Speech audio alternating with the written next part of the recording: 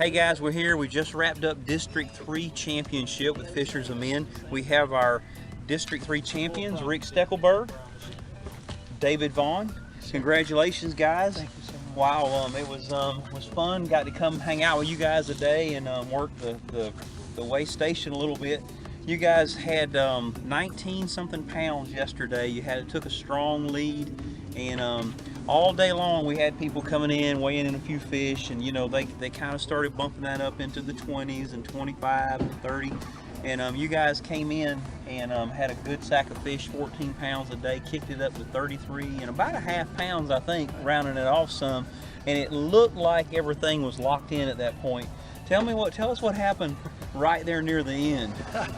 The couples, you know, a man and his wife came in, had a 7-pounder, had almost 21 pounds, and we only won by a few ounces, so that makes you really nervous when you're in my shoes. Yeah, that was, we were talking earlier, and that was just a pucker moment, man, when you saw that big old sack of fish. And you know, for me, after I've grabbed a bunch of them during the day, it's kind of hard to figure out what's actually in that bag, but I could tell, man, I could tell that was pushing it. But y'all hung on, man. You persevered. I know it probably broke their hearts just a little bit, but anyway, good job, good days fishing out there. Tell us what you guys did that worked for the most part, Rick.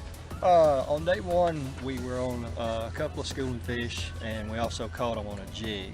And today we had to change up. They wouldn't come up for us as good, and we had to go to the A-rig. And David thought about the A-rig, throwing it, and that actually helped for us.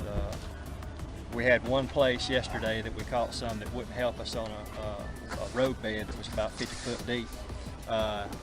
It wouldn't help us yesterday, but we went over there again today, and probably with about 20 minutes left to go, we had one fish that we really needed to cull. It was about 1.5 pound fish, and I seen some fish down on the graph, dropped down with a spoon, and caught it in about 54 foot of water, and it was probably about right at a 3-pounder. Right, caught a 3-pound fish.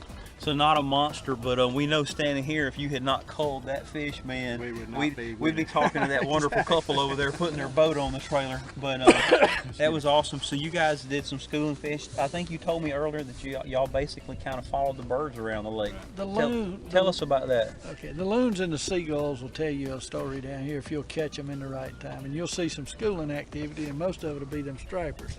But when they get all excited, you can pretty much catch them. You just got to get something down there where they're at, and you'll catch them. Yeah, well, you guys caught 2 5-pound class fish yesterday. Tell us about those 2 fish.